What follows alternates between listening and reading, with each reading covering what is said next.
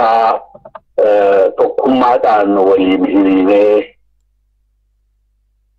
sochii kana dura bira dhaabbachuu fi sagalee mata keenyaas dhageessisuudhaaf danda'eera. Kun baroota dheeraa keessatti tokkummaan akkasii kun argamuun waan hedduu nama gammachiisuudha jechuudha.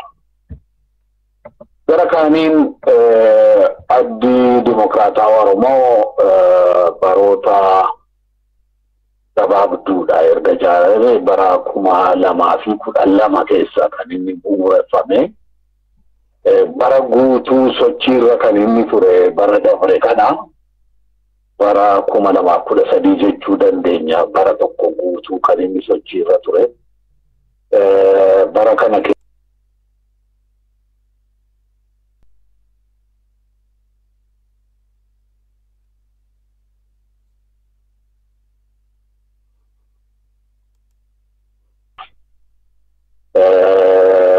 akkasumas immoo haala amma biyya keenyaa fi naannoo akkasumas addunyaa keessa jiruu fi yeroo ammaa wajjiniin akka deemuu danda'utti taasisuudhaaf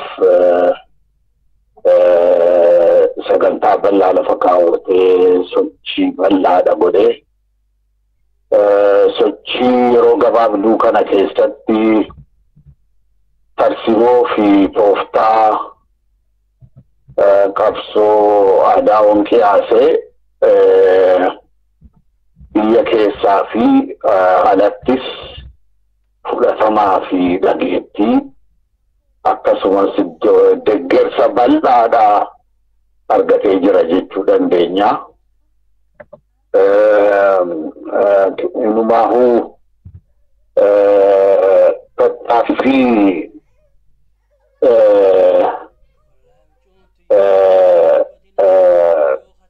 bara dabree kana keessatti hundee dhaaba kanaa gadi jabeessuu fi keessattuu biyya keessattis hundee akka inni godhatu gochuudhaaf carraaqqii hedduutu godhame. Carraaqqiin uummata keenya gochaa jirus tarsimoo fi tooftaa aadaa'oon lafa kaawwee hagam sirrii akka ta'ee fi haala yeroo fi haala biyya keenyaa wajjin kan deemu ta'uusaa mirkaneessee jira. Kanaafuu Addi Dimokiraataa Oromoo uummata keenya keessatti argamuudhaan qabsoo uummanni keenya abbaa biyyummaa isaa deebifachuu fi mirga isaa biyya isaa keessatti gad dhaabbachuudhaaf gochaa jiru keessatti hirmaachuudhaaf uummata keenya cinaa dhaabbachuudhaaf murteeffatee irratti hojjechaa jira. Kana bakkaan ga'uufis keessaaf alaan hojii bal'aadhaa hojjechaa jira. Bara dabre kana keessattuu karaa hariiroo alaatiinis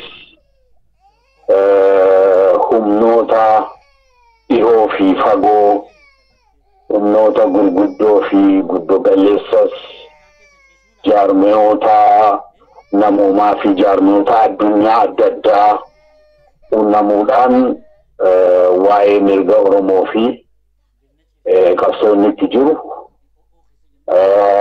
akeeka Adda Dimokiraataa Oromoo irratti marii bal'aa geggeessee jira. Kana keessattis immoo humnoonni hedduun daandii Adda Dimokiraataa Oromoo irra jiru kana akka deeggaran ibsanii jiru jechuudha. Egaa bu'uura jabaa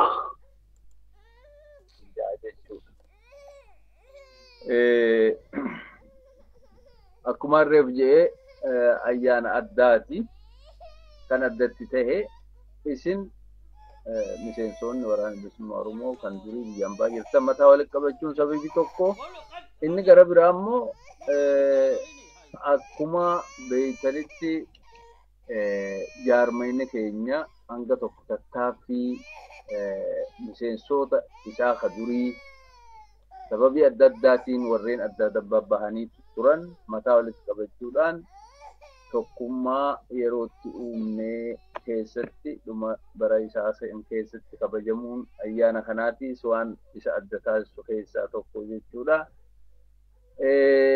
Naafi isinii fi jaallugaa isaanis yeroo hanga tokko dura waan garaagarummaa tokkollee odoon qabaatiin waliin turre jidduu lafaatti immoo namuu xiqqashoo gooro addaan bahee ture jechuudha. Har'a immoo kunoo namni walitti deebi'aa jirra. Kanaaf illeen akkasumatti walitti deebi'a jennee abdannaa kun egaa tarkaanfii qabsoo bilisummaa Oromootiif barbaachisu keessaa takka waan taateef jecha waan guddootti gammannu tokkoo fi kan irra geenyees jenneeti akkasitti hubannaa jechaadha. Kuni kanaatu adda godha. Kun egaa daranuututti cimee akkuma jennetti kanneen biroollee akkasumatti dhufuu qabanii walitti dhufuu qabna walitti mataa qabachuu qabnaa kan jiru jechaadha. Waboon maal turee akkam turee kan jiru san beekamaadha. Waboon sadarkaa duraatitti miseensa adda bilisummaa Oromooti jechaadha. Miseensa adda bilisummaa Oromoo tahee akkamitti jiraataa maal hojjetu jenne beekamaadha jechuudha. Miseensa bilisummaa Oromoo tahee kan hidhannoodhaan hojii gaggeessuu jechuudha. Hojii qabsoo hidhannoo meeshaatii fi hidhannoo sammuudhaati qabaa jechuu qabsoon wanni adda isa godhu waraanni bilisummaa Oromoo. Hidhannoo sammuutii fi hidhannoo meeshaati qabaa jechuudha. Oromoo dhugoomsee akkasumas immoo mirgaa fi walqixxummaa ummatoota biraas kabachiisu ijaaruun ni danda'ama jenneetu qabsoofna. Kana gochuufis uummanni Oromoo eenyuunuu caalaa dandeettii fi dantaasitti qabaa. Kanaaf sagantaan bara haaraa hojii kana babal'isuudhaan sagantaa kana dhugoomsuudhaan hojiitti hiikuudha ta'a jechuudha. Egaa walumaa galatti gabaabaatti waan jedhu kana waan dhaggeeffataniif galatoomaa. Tole Dr. Dima hedduu galatoome. Namni gaafii takka lama carraa manaaf kenna. Namni gaafii qabu yoo ka jiraatu ta'ee raayyaa naa qopheesse sirraa eegalee tokkoffaan si'i nama sadii wal duraa duubaan naa qopheesse. Carraa Vision Growth Oromiyaa. Okay. Raayyaa Vision Growth Oromiyaa namni sadaffaa. Yaa Visionin kun isa. Namni sadaffaa yoo jiraatin raayyaa maakii qabadhu itti aani Meelaalaa Oromiyaa. Okay. Raayyaa Vision Meelaalaa Oromiyaa isin sadeen wal duraa duubaan osoo carraa Peter karaa lammaffaarra siif kenna.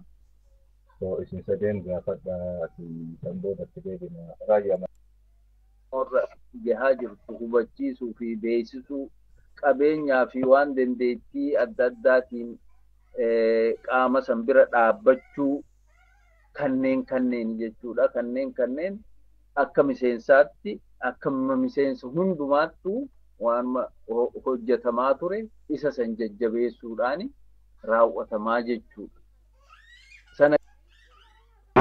Gaaffiin kiyya gaggabaabduudha. Waa'ee adaa'oo kalaachiftanii uummata keenyaa nu cinaa dhaabbachaa jira jettanii isin sirnaan biyya keessatti ijaaramtanii jirtanii akka jaarmaatti taakka. Siyaasaan isin amma godhaa jirtan kun siyaasa discussion moo siyaasa negotiation? Yoo negotiation taate point of negotiation uummata Oromootiin negotiate gootanii maali?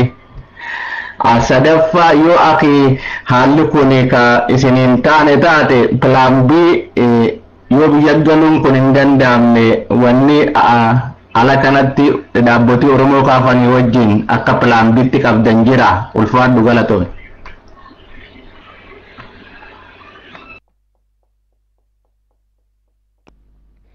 I think lammaffaan Peter waan jedhame natti fakkaata sa'a keenya qusachuu fi maayikiin qaban natti fakkaata.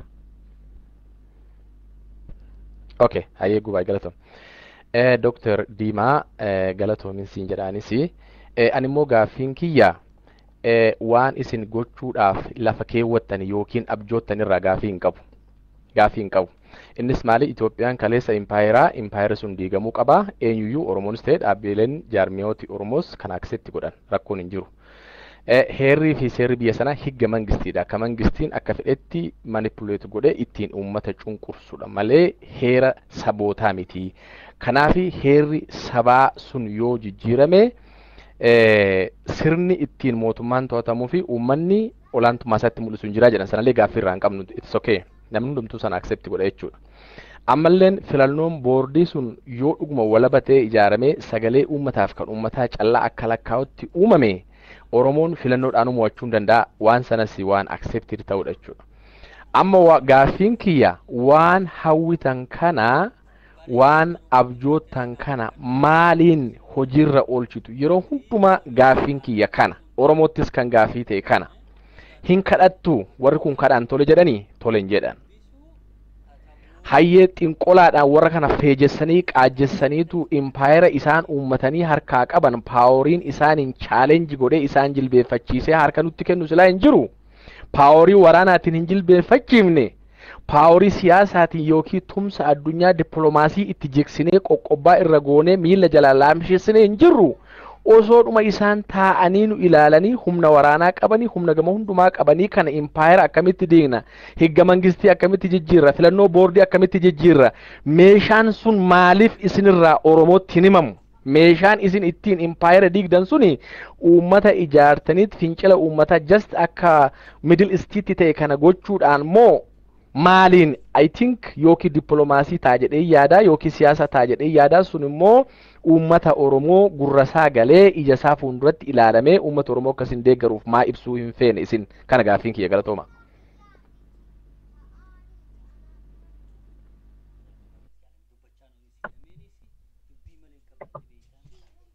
Tole maayikii anatu itti aanaa because waggalaa deebi'uu qaba gaaffiin kun Dr. Diimaa gaaffiilee gaafatama dhageessanii.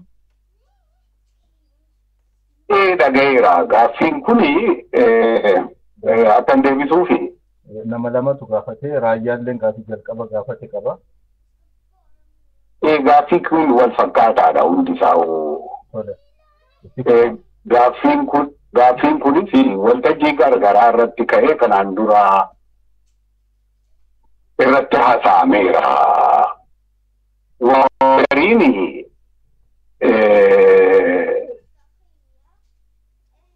waan yaaddan hundaa'uun sagantaattiin hojjettan hundaa'uu ammaas baasaatiin nutti maadha. Na fakkaata. Akka sila nutti himteetti immoo waltajjiin kuni diinnis firris kan irratti hirmaatudha. Haga kana ta'etti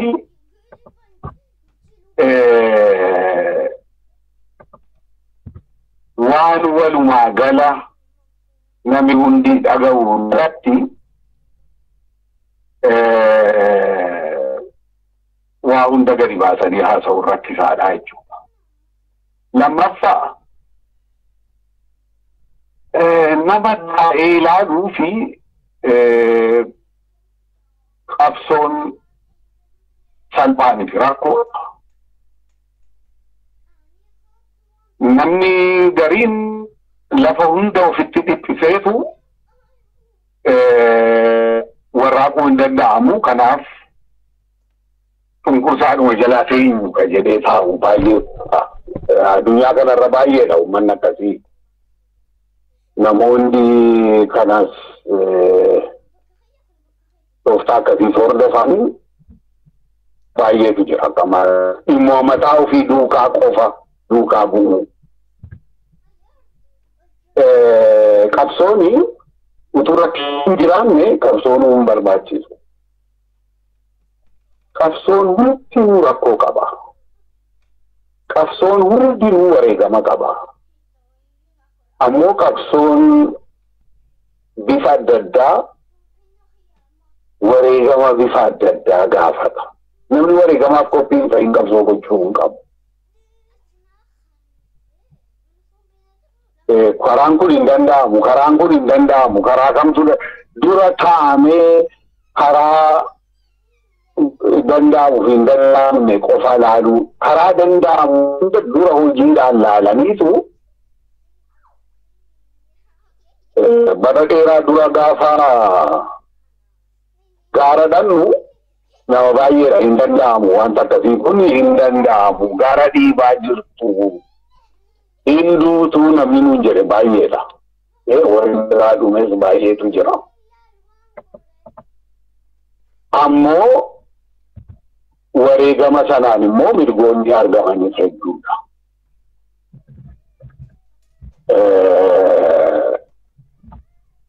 Abjuu sodaatanii riba malee hin bulanii jedhama.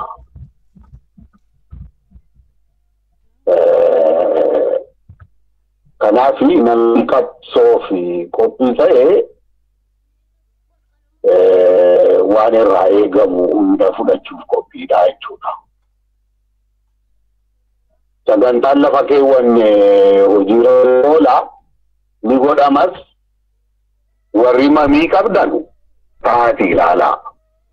Warri kanatti amantan immoo nu bira dhaabbadhaatii uummata keessaniif qabsoo godhaa. Kun gaafatama nama hundaati. Namoota dhaabota Oromoo maqaa dhaabota Oromootiin hiriiraan qofa miti. Dirqamni kan irra jiru. Akka nu hundarra'u dirqamni addatti namni qabsoodhaaf uumame hin jiru. Garuu namni hundi immoo wareegama wal qixa fudhachuuf qophii miti. Garaagarummaan jiru kanuma. Namni hundi fuulduraaf duubaan qabsootti seenaa wal duraa duubaan dammaqas. Garaagarummaan jirtu kanuma jechuudha. Kanaaf bifuma waliigalaatiin haala har'aa biyya keenyaa fi naannoo addunyaarras jiru irratti hundeeffamuudhaan tarsiimoo qabsoo uummata keenyaaf mirga isaa deebisiisa jennee yaadnu qiyaasnee jirra. Kana hojiirra oolchuuf qophiidha. Warri nu caalaa beekumsa qabu immoo warri nu caalaa dandeettii qabu immoo waan kanarra wayyaadhaan as bahu waan kanarra wayyaadhaan uummata keenya hiriirsuu danda'an fakkaata.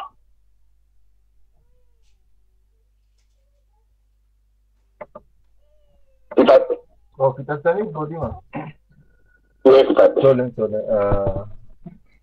Namni irra guddaan namootiin guyyuu asirratti waliin mari'annu warri waan kana gaafatanii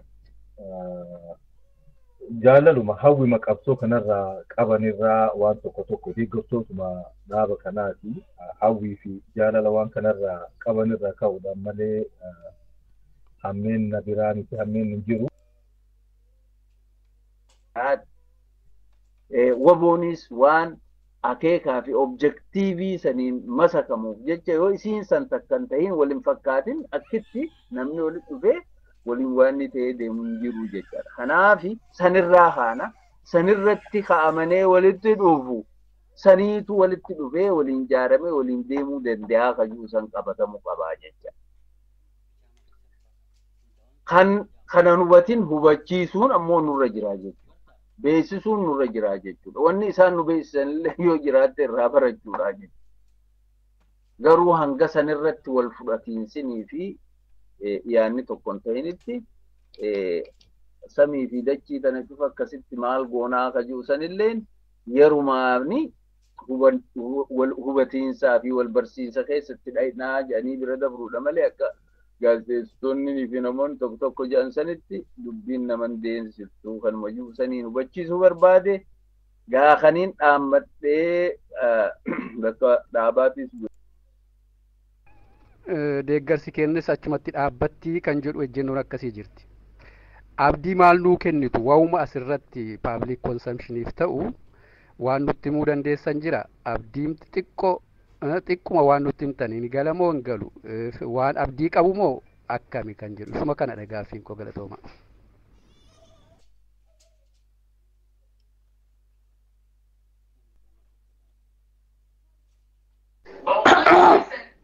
Akkam jirtu dhaga'ama.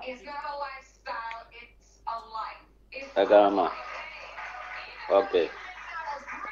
Gubaay baay'ee galatoomii nama yaada irraa barbaannu asitti nu dhiyeessitee akka hubannoo keenya sammuu keenya keessa jiru waan naasaan akka barruuf waan nu gooteef baay'ee galatoomin jedha. Ani gaafuma tokkoon qaba duraan dursee Dr. Diimaa Naga'oo bagaas dhufanii yaada isaanii nu kennan. Kanaan dura gara biyyaa deemanii turanii deebii achi deebi'anirraa waan tokko iyyuu hin dhageenye amma argachuu kiyyaaf baay'een gammada.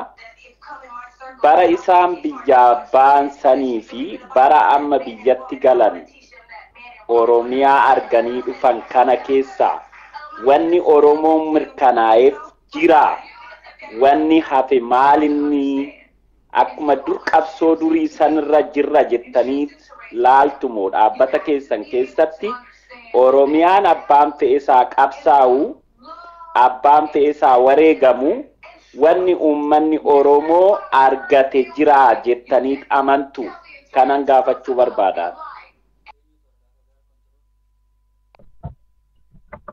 Yoo dhagaame beeku meelaalaa TV'n kee hedduu nu beekaa ture. Televizyiina keessatti Dr. Diimaa dhageessanii seenuu gaafii lachuuf.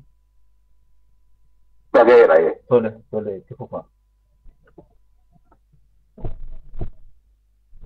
Itti fufa jaalatu. Ana. Gaarii. Galatooma gaaffii lamaanuufu akkumaani galarratti jedhe bara haaraa kana keessa adda dimokraataa Oromoo uummata keessatti deebii achi keessatti gad turuudhaaf sagantaa jiru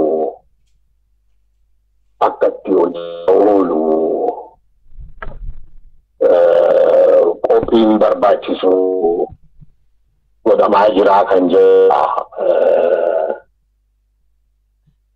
gaaffii lammataa wajjin saga tokkotti walitti gala.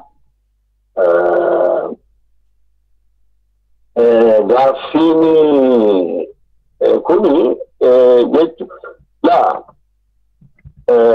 adda dimokraataa Oromoo dhaaba egzaayil ta'uu barbaadu.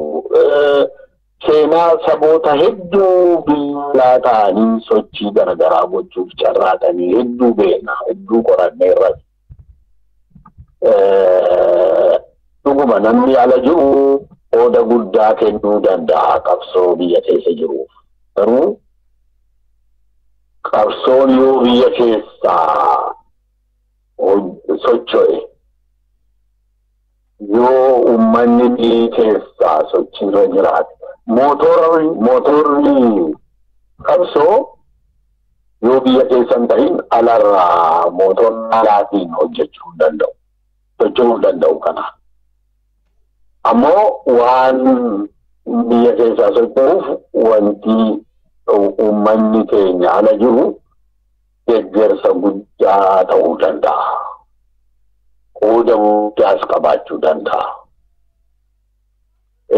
Qoodni kun akkasitti yoo beekame gaariidha jechuudha. Kanaafuu jalqabumarraa kaasee addi dimokiraataa Oromoo sagantaa lafa kaawwate kana uummata keessatti uummata kana keessaa uummatas barsiisaa, uummatas ijaaraa, uummata sochoosee sagantaa kana hojiirra oolchuudha.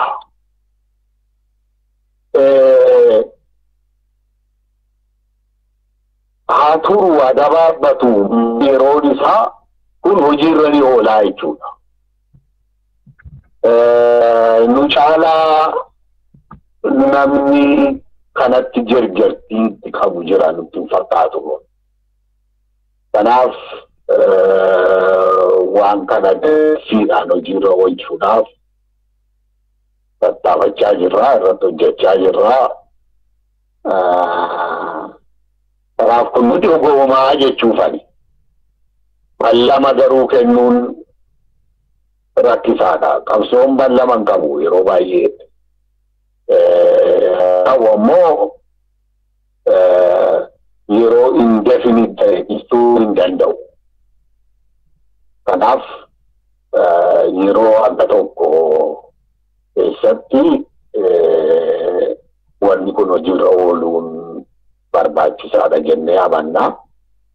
Kanaaf deeggartoonni miseensonnii fi deeggartoonni keenya ala jiranis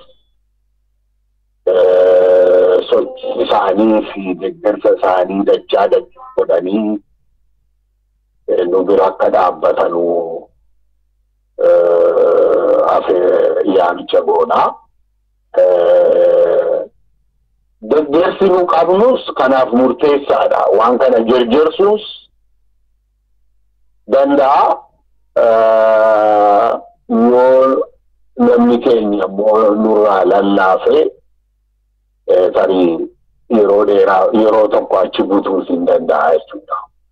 Kanaaf warri waan kanatti amanu sochii isaa akka jajjabeessuun afeeraa jechuudha. Gaaffii lammaffaa ilaalchisee dhuguma dhiyoo dhiyeenya kana haalaan eegamiin yeroo guyyoota gabaabduudhaaf biyya deebi'ee bal'inaan biyya arguudhaaf carraan argannee guyyaa yartuudha kan inni achi ture gaddaaf deemee magaalaa Finfinneeyyuu hammi ijaanu arguu danda'e murtaa'aadha. Waa hedduu jechuu hin danda'u. Ammoo jijjiirama guddaatu deemaa jira biyya sana keessatti. Jijjiiramni kun Oromoo hammeenya qabu jiraachuu danda'a. Ka Oromoof gaariinis waan tokko tokko jiraachuu danda'a. Mirgoota 91-92 argaman keessaa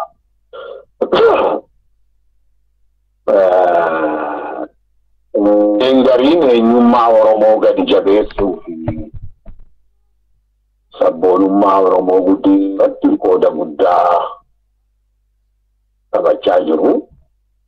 Haa ta'u ammoo gara kaaniin ammoo wanni kun of booda deebi'uu hin danda'u jechuun hin danda'amu. Humnoonni kana of duuba deebisuudhaaf hojjechaa jiran hedduutu jira. Kanaaf iyyuuti kan humnoonni Oromoo biyya keessaa alaan jiran waliin dhaabbatanii waliin hiriiranii uummata wajjin gasaa kan inni gonfate kana gadi jabeessu haaraa immoo akka dabalatu gochuu irratti kan hojjechuun barbaachisu. Ani jirta hayyee fayyaa deeti gara walloo maayikii nu qabaddaa isin Fayyade abagana gayaan dhuftanii fayyade galatooma waamicha keenya kabajjanii asin nu dhiyaachuu keessaniifis baay'ee isin galatoonfanna galanni keessan bilisummaa haa ta'uti gaara walloo nu dhiyaadhaame hogta kamaayikii nu qabadhaati sagalee teessan nu dhageessisaa fayyade galanni keessan bilisummaa haa ta'u keessummoota hedduudha qabnaa irraan tana maayikiin gaara wallooti duraan tuqina namni tokkollee gaara walloo maayikii nu qabadha.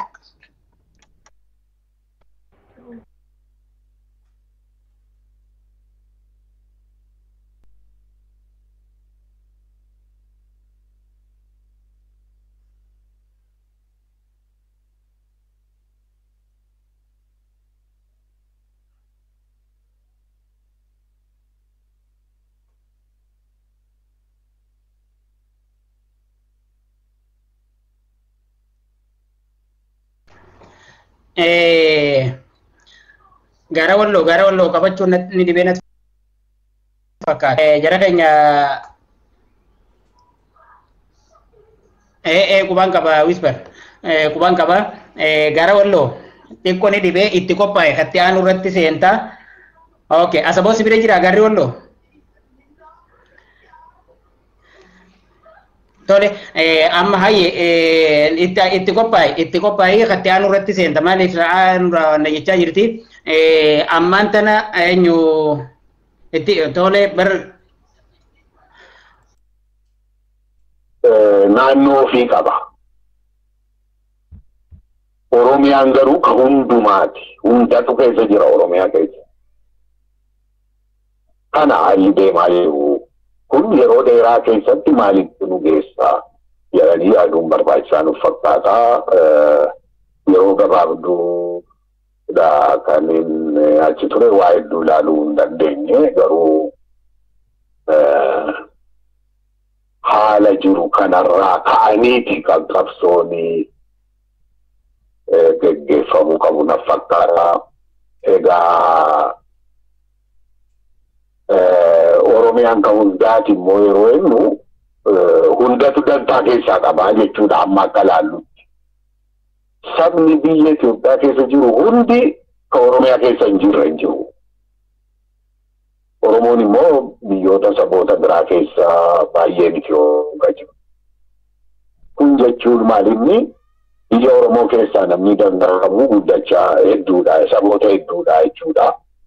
Egaa tooftaaf tarsimoon qabsoos haala kana ilaalcha keessa galchuun barbaachisaan fakkaata. Kanaafi kan sagantaa qabsoo haaressuunis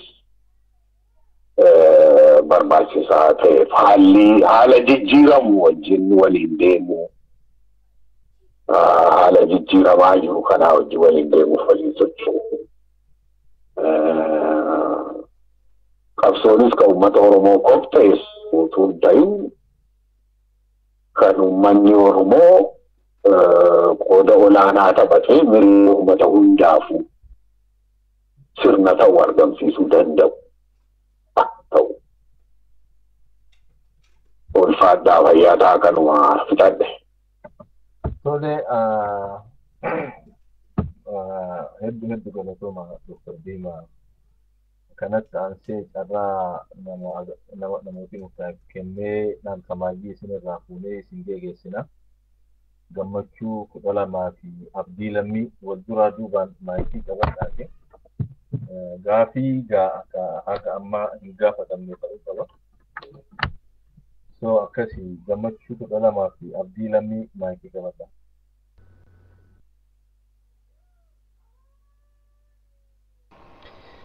Gubaa'ii galatoom Dr. Diimaa galatooma ulfaadha marii waggaa haaraa kana jalbultii sababa godhachuudhaan nu wajjin qabaachuu keessanii fi gaafiin xiyya gabaabduudha. Jaarmayni Oromoo lama ka biyya keessa jiru sagalee uummata Oromoo dhagayanii walitti dabalamanii waliin hojjechuun san hedduu Oromoo boonse hedduu irraa gammachuu qabna. Laata murtigoota rabbi isin godhee galtanii isinoo warramma walii galee waliin hojjetu jaarmoota Oromootis ta'e kan Oromoodhaaf qoma bal'atanii wajjiin waliin hojjechuu irratti waan hanga ammaan tanaa irra geessan qabdanii jechuu barbaade yoo isinitti tole deebisu yoo isinitti tolenis dhiisa mic free.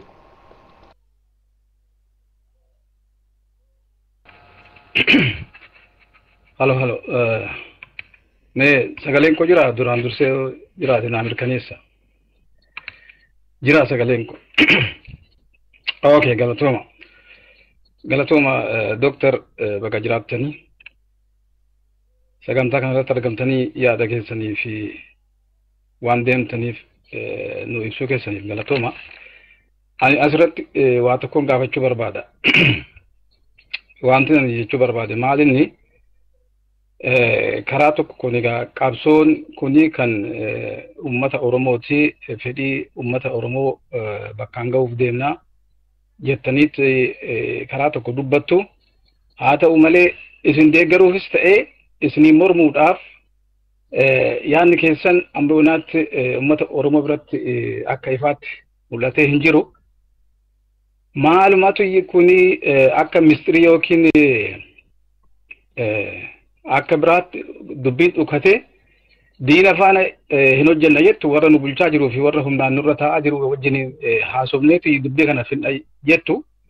Uummata keenya immoo gad dhoksanii asirratti dubbatamuun hin qabu jettanii haasoftu. Suni maaliif kana ta'e isin deeggaruufis ta'e isinii mormuudhaaf rakkoo nutti uumaa jira. Inni lammataa immoo har'a wayyaaneen karaa hundumaa uummanni jibba ishii irraa qabuuf kan ka'e bakka jiruun irratti fincilaa jira, jibba isaa agarsiisaa jira, uummanni keenyallee ittiin mormaa jira. Kuni otoo kanaan jiru isin karaa nagaatiin teenyee isaan faana haasofna jettanii yeroo ammaa kana wanti isin filachiiseef dirqamni keessa maalin kana yoo nu ibsuu dandeessani mee waa tokko nuun jedha. Galatooma.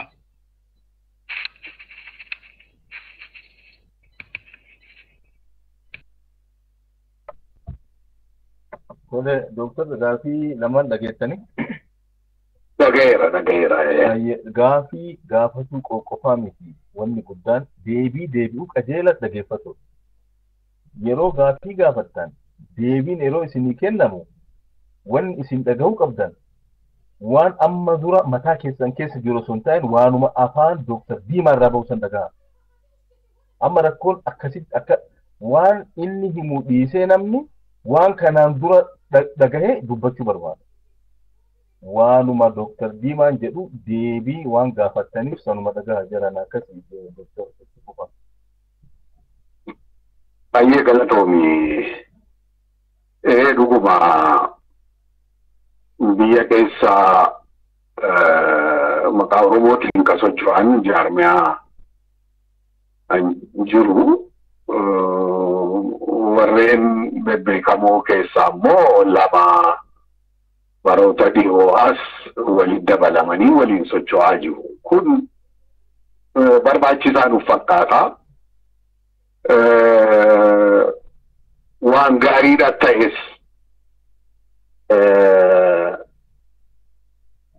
ammoo gama keenyaan jarri biyya keessaa seera amma biyya sana keessa jiruun galmaanii socho'aa jiranii fi jaarmiyaan akka keenyaa isaanii wajjin haasa'ee wayirra ga'uun isaanumaaf gaagaadha ammatti. Kanaaf isaanii wajjin haasofnee waan irra geenye hin qabu jechuun barbaada. Haasa'uus hin dandeenyu.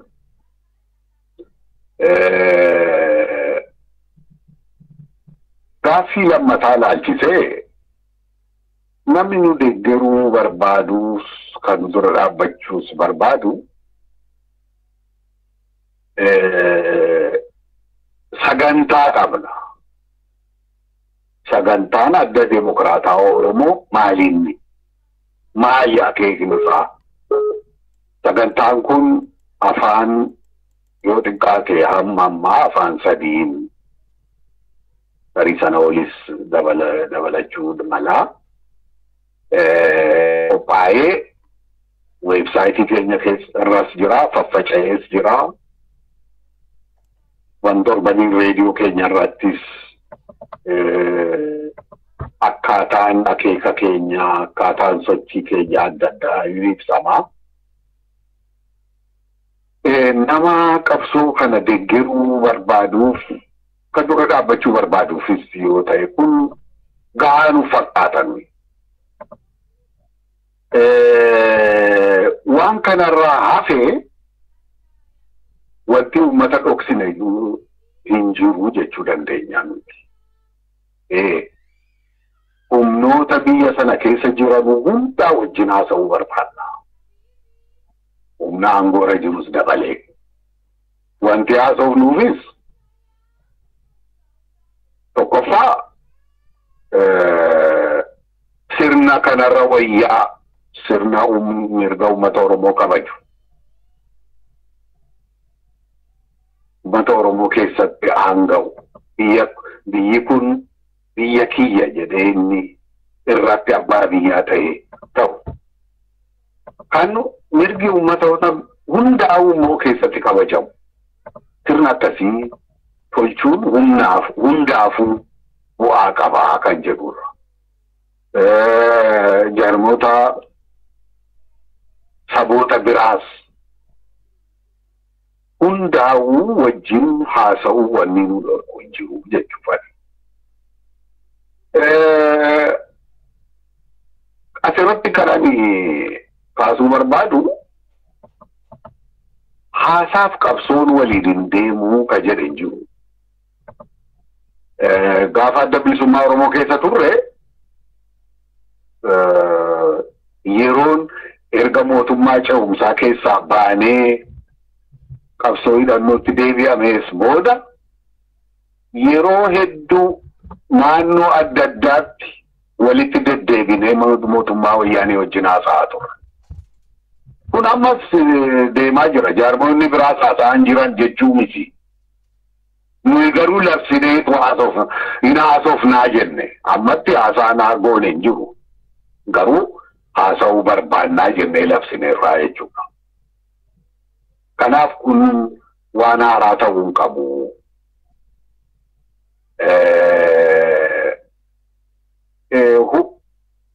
Waan kanarraa hafe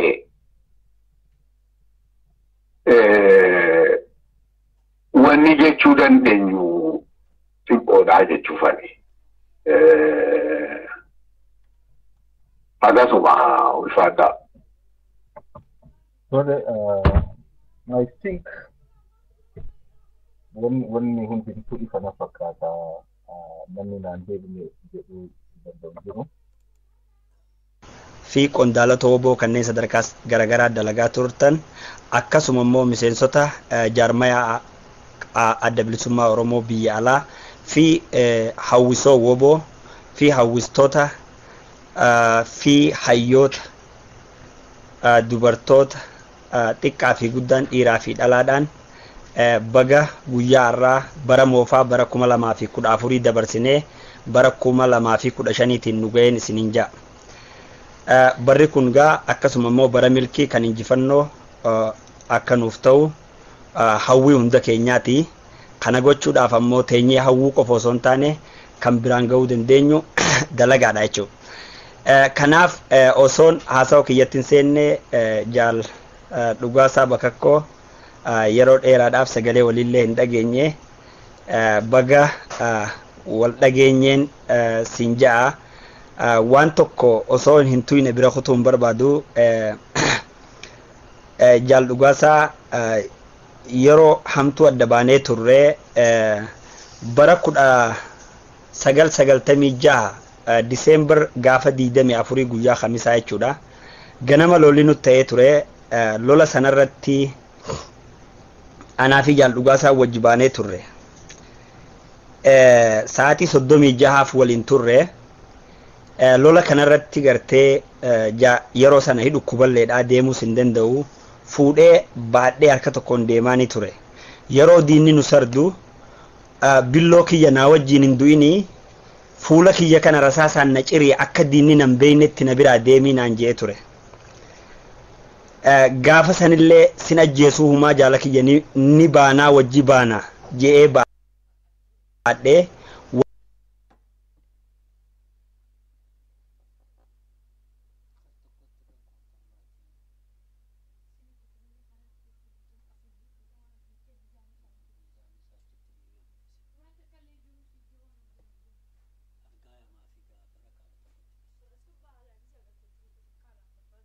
jechuudha.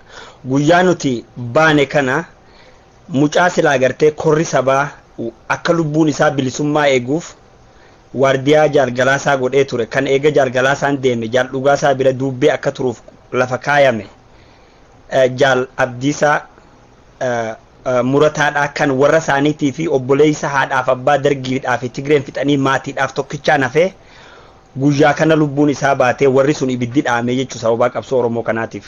Gaafa 24 Diseembar bara 1996 jechuudha. Kanaaf nuti lubbuudhaan jirra. Addunyaa kana keessa bakka garaagaraa jiraannuusi warra bilisummaadhaaf qabsoo kanaaf ibiddi dhaame hedduudhaatu jira. Maatii guutuun dhabamee kanarra ibiddi mana keessaan bobeeyne jechuudha. Hoggaa bakka kana teenyee ayyaana kana kabajnu maatii akkasiillee yaadachuun walillee yaadachuun hedduu barbaachisaa waan ta'eefiin jaala kana tuqe jechuudha. Isa qofallee miti gara jaallan 12 kan gaafa san wareegamanii ammoo isa keessaa kaasee jechuudha.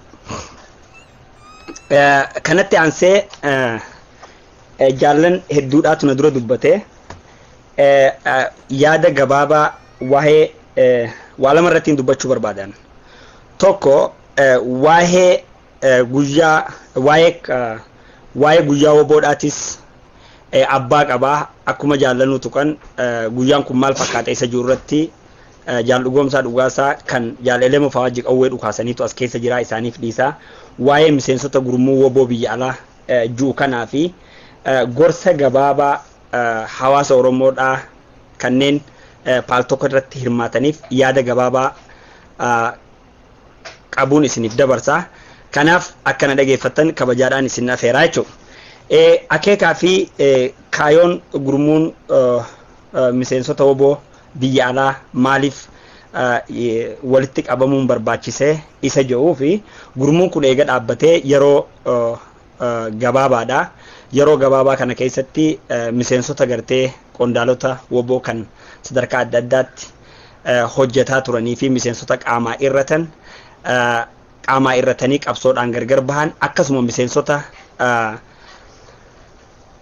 mana hidhaa turanii fi sababa garagaraatiin sababa dhukkubaatiin sababa adda addaatiin qabsoorraa adda bahan kanneen du'arraa hafan kan jaallan hedduun lafeen isaaniillee osoo awwaalan harkatin hagaarraa allaattiin lafee isaanii keessaa bishaan dhugdurraa hafee biyya alaa kana keessatti faffacaanee jirra. Gariin keenya immoo akkasuma eega biyyaa baanillee dirqama garagaraa bakka garagaraatti hawaasa keessa jiru wajjin raawwachaa turre. Inni kun qoftiin gahaadhaa miti. Agartee nuti hidhannoo akka silaa fedhii fi hawwii keenyaati yeroo mana keenyaa baanu biyya alaa baana yookaan biyya kanaa deemnaadhaanii miti. Lubbuu teenya gurraattii tana dabarsinee uummanni Oromoodhaa bilisummatti haa bahuudhaaf. Akka hiree taanee immoo sababa adda addaa kaniin tuqe kanaan jaallan nu biraa wareegamanii jiranii jaallan lubbuudhaan jiranirraa gargar baanee biyya alaa kana keessa jirra jechuudha. Silaa akka hawwii keenyaatti arra bosona keessatti akaawwii nyaannee shumoo nyaannee hidda mukaa nyaannee jaallan sanii wajjin osoo kabanyee gammachuu keenya. Haa ta'u bakka jirrutti arra san keessaa baanus dirree keessa jirru kana biyya bilisoomte keessa jirra. Nuti biyya kana keessa jiraannus biyyi teenya ammallee bilisoomnee gabrummaa keessa jirti. Woboon keenya ammallee dhagaa boraafataa jira. Kanaaf gartee bakka jirru kanatti akkamitti walitti dhufnee jaallawwan qaqqaalii kanneen gartee umrii isaanii guutuu qabsoo kanarra fixatan kan yaamaniin erganne kan yaamaniin elmanne kan ilmaanii fi ilmoodhaa fi qabeenyaaf qabsoo kana qaban hedduudhaatu biyya alaa kana keessa jira jechuudha. Bifa kanaan yoo akka turru taate hedduun keenya bakka adda addaatti faffacaanee waan hafuu dandeenyuuf jecha sadarkaa duraatti nuti miseensonni woboodhaa biyya alaa keessa jirru walitti dhufnee gurmuu kana jaarree deebinee yoo gartee hidhannoo mudhiidhaa ofirraa lafa keenyallee hidhannoo sammuudhaa waan qabnuuf walitti dhufnee ijaaramnee waraana bilisummaa Oromoo bira dhaabbachuu dhaaba keenya adda bilisummaa Oromoo jabeessuu akkasuma immoo jaarmaya garagaraa jaaruudhaan tinnisni qabsoo adda addaa akka ta'u godhuu jaallan arra lubbuun isaanii hin jirre kan dubbachuu hin dandeenye kadhaamsa keenya fuudhaa bakkaan nu gaajaan sanaa fi dirqama seenaa saba Oromoo kan nurra kaa'e kan jalaa bahuu hin dandeenye kan kaleessatti irbuu seenne kana haaromsinee naamusaa fi sansankaa woboo barruu kiishaa mataa keenya keessatti qabannee fakkii gaarii taanee hojjechuudhaaf kana yeroon jedhu akkasuma immoo miseensota keenya kanneen jaarmaa keessatti dafka isaaniitii fi kiisha isaanii halkanii guyyaa qabsoo bilisummaa Oromoo bira dhaabbachaa turan miseensota jaarmaa biyya alaa jiran kanneen muuxannoo fi dandeettii garagaraa qabanii wajjin muuxannoo wal jijjiirrannee nutis muuxannoo qabnu kan isaan qabanis wal maknee akkamitti akka qabsoo kana gara fuula duraa furgaaf nurratti waliin hojjechuudha jechuudha. Kanaaf akkasuma miseensota woboo keessaa gariin keenya kanneen waan dalansuu xixiqqaadhaan faadhaan gartee faallaa qabsoo kanaa dubbatanilleen numa jijjira yeroo adda addaatti kun dhuguma dheerinni qabsoodhaatii fi haalli adda addaa namallee muduu danda'a. Mufiin xixiqqoon yookaan waan adda addaatiin irra caalaa wanni gartee nuti keessa jirruu fi jaallan nutti dhaamanis waan sanirra guddooti rakkinni Oromoo irra jirus waan sanirra guddooti waan kana hundaa'uu dhiifnee akeekaa fi kaayoo kaleessa irratti dadhabaa turre irratti qaamaa irranne jaallan hedduun nu biraa dhuman sana bakkaan gahuun dirqama keenya kan hundaati kanarra deebinee yaadachuu qabna jaallan osoo huccuu ijarra hin kaayin baala ijarratti cabsinee ija bishaanii keessatti biyyeerra gad deebifnee biraa deemne hedduutu ture jechuudha. Kanaaf arraas akkasumatti jiranii jechuudha. Jaallan arraan tana hiree akka keenyaa kanatti duudaan ta'anii gammadanii sireerra ta'anii kursiirra ta'anii kabajuu hin dandeenye kan dirqamarra jiran kan akaawwii nyaatanii guyyaa kana yaadachaa jiran hedduutu jira jechuudha. Bakka ofii jirruus laallee bakka jaallan sun jiranis laallee deebinee isaan kana akkamitti gartee jabaatanii injifannoo silaa nuti barbaannuu fi uummanni Oromoo barbaadan saniin gahuun dirqama keenyaa jechuudha. Kanaaf woboo saniinis isin bira jirra jechuu barbaanneeti akkasuma immoo uummata keenya kanneen biyya keessaa diinaa wajjin kokkee wal qabaa jiran keessaafuu barattoota Oromoodhaa fi deeggartoota daldaltoota fi qotee bulaan hundinuu ar'aan tana artistoota Oromoodhaa dheengadda ijaan arkaa jirra jechuudha. Oromoon sadarkaan inni arrarra ga'e bilisummaa gabrummaan nuuf gaajee diina dura dhaabbatee kallattiidhaan iyyaa jira. Kan dur mana keessatti dhooysatti osoo juu akka huummootti aaduu. Kanaaf isaan kana hundaaf biyya jirru keessatti sagalee taanee dhiibbaa silaa barbaachisu hunda ambaasaaddara isaanii taanee akka dhaabbannee hojjannu godhuudhaaf walitti dhufne jechuudha. Karaa biraatiin akkasuma immoo kaniin osoon hin tuyne bira kutumanne deeggartoota keenya miseensota keenya kanneen bara dheeraa qabsoo Oromoodhaa bira dhaabbachaa turan biyya alaa kana keessatti ammallee akkasumatti jiran qabsoon kun gartee tinnisa isaan godhaniini. Hoggaa tokkochi lubbuu kennu, hoggaa tokkochi dhiiga kennu, tokkommoo asii dalagee waan dalagerraa qabsoo isaatiif gumaachaa ture. Qabsoon kun gumaata keessaniin as geesse ammallee gumaata keessan barbaaddii kan kaleessa gootaniifis bilisummaan Oromoo isinaa galatoonfattu anilleen ammoo maqaa gurmuu kanaatiin hedduu galatoomaan isinin jaa gara fuula duraattis ammoo kan kana caalu waan nurraa eeggattuuf arratti keessaafuu dalagaa hedduu dirqama hedduu nurra jira. Diinni keenya kan kaleessa biyyaa baqannee baane biyya alaattillee dhufeeti jaala nu wajji qabsoo godhu sababa adda addaatiin dantaa xiqqoo garagaraatiin nu biraa fuudhee gara biyyaatti galchaa jira jechuudha. Kanaaf gartee inni kun deebi'ee asitti olola adda addaa maqaa adda addaa oofuudhaan haalatti qabsoon keenya laafa turatti dalagaa jira. Waan kana hundaa'uu bayyanootaan dammaqinsaan yeroon gartee wal qabannee harka wal qabannee ka biyya keessa jiru nama gartee akka nu beeknutti rakkina dantaa xixiqqoo rakkina qawwee sodaadhaa rakkina waa hojjechuu hiree dhabuudhaa rakkina mana hidhaa kanaatu gartee nama wanna godhaa jechuudha. Ka ala jiru kan ammoo waan nama gartee kolaasaa jirullees naaf hin galle waan kan ammoo wanni kun waanuma nu hundaa'uu yaachisuu qabu jechuudha. Kanaaf mirgi arra Oromoon harkatte kun dhiiga ilmaan Oromoo kafalaa turan wareega isaan kafalaa turan qabeenya isin baasaa turtaniin as gaame deebinee waan as geenye kana if duuba deebinee osoo hin sharafne ijoolleen fadhiidoon xiqqoo harkaa qabdu qabatteeti guddoo barbaaddii jaan ijoolleen gowwaan ammoo an kanan barbaadu guddaa malee jetteeti xiqqoo darbitee waanuma qabdu sanuu dhabdii jaan kanaaf waan kana hundaa'uu yaadachuudhaan dhaaba keenya adda bilisummaa Oromoo bira hundi keenyaayyuu akka dhaabbannuun isiniin ja'a jechuudha. Karaa biraatiin waamicha gartee miseensota woboodhaa kuni kan amma nuti godhaa jirru kuni addunyaa kana hunda laala.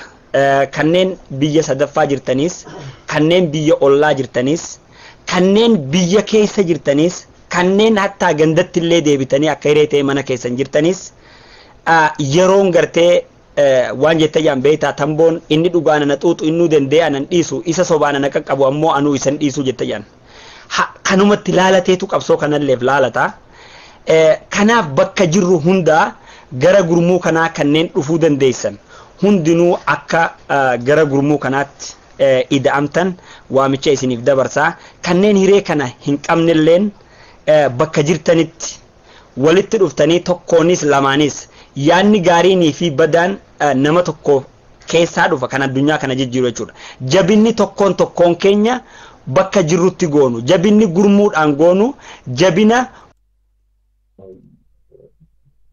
amaluma Oromoo ta'ee malee nutuu hedduudhaan haasawaa dhuftu jechuudha.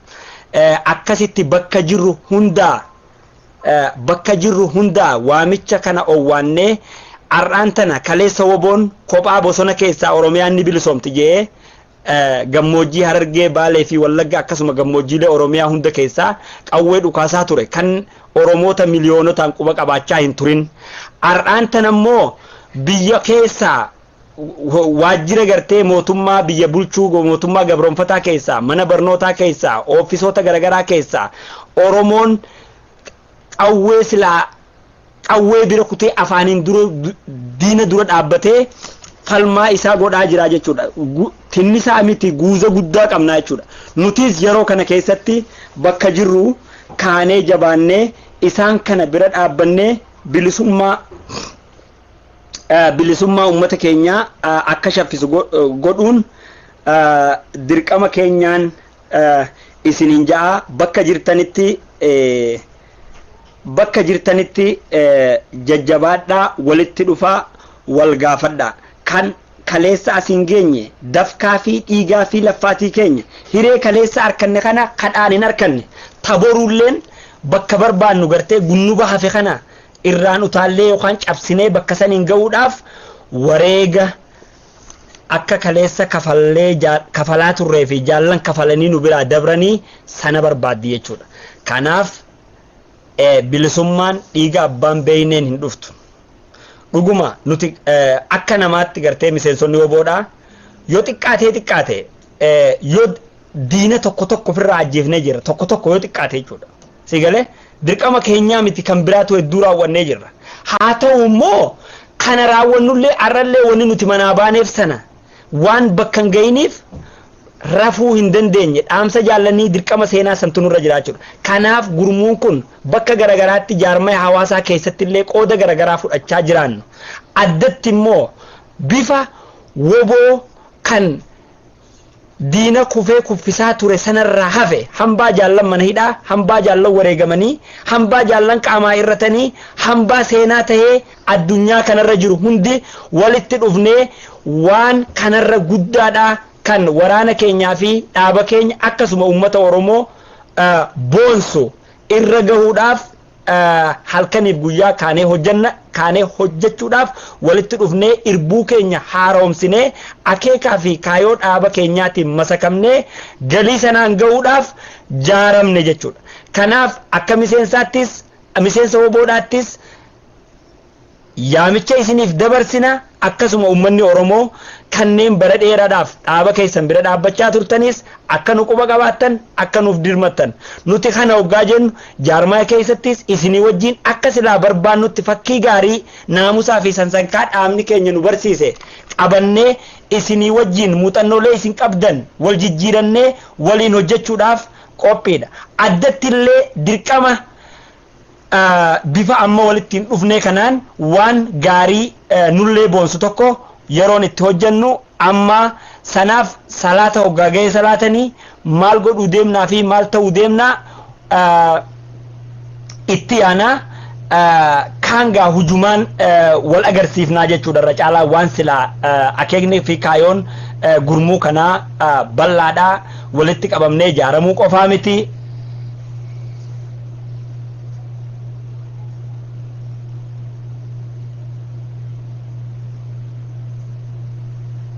Okay, dhiifama nama waa barreessee ilaale. Kanaaf gartee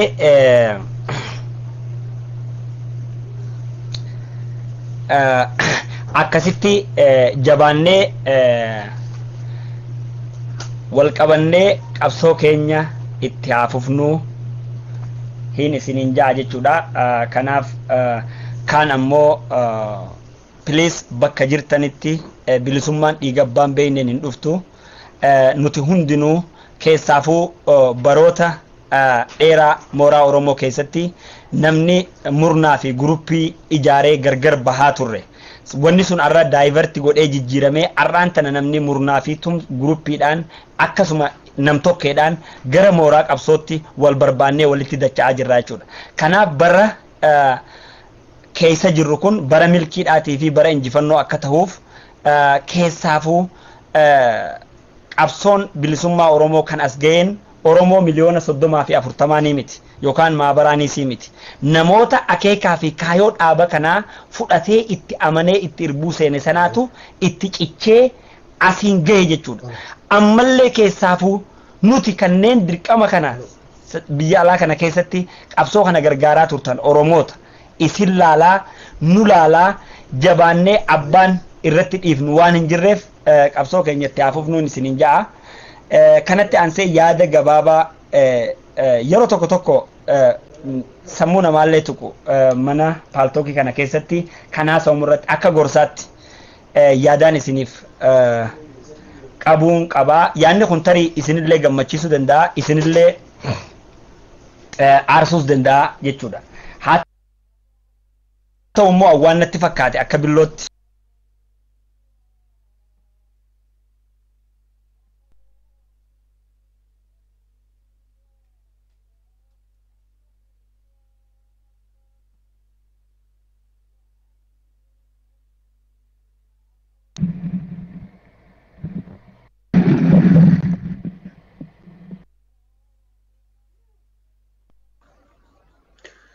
galme eenyu namni maakirratti utaale maakirratti nutaalini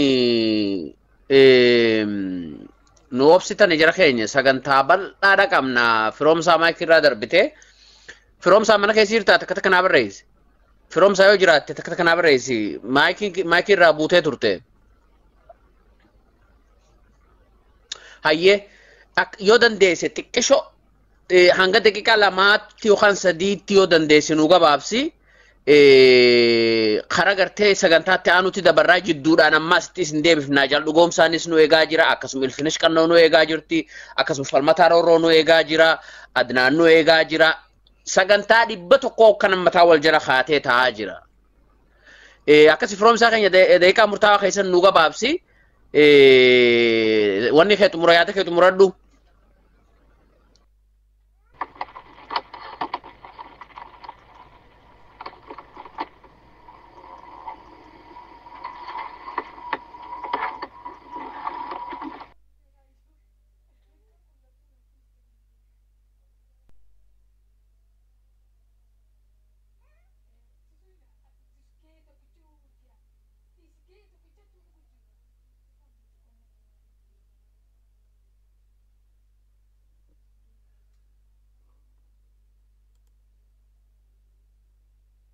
bu'ee hordofaa jiru tokkotti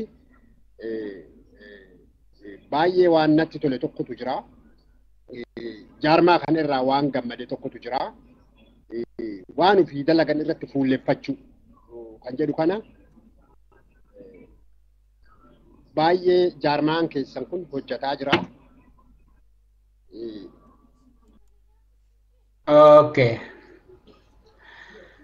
Firoomsaan egaa dhaamsaan qaba jee dhaamsa sanii firoomsaa yoo jiraatte takka ta'e firis ta'ee tole firoomsaan boodarra dhaamsa isaa kennachuu ni danda'a. Jara keenya sagantaan keenya bal'aadha akkuma jennetti ammaan tana ilfinesh qallootutti aana.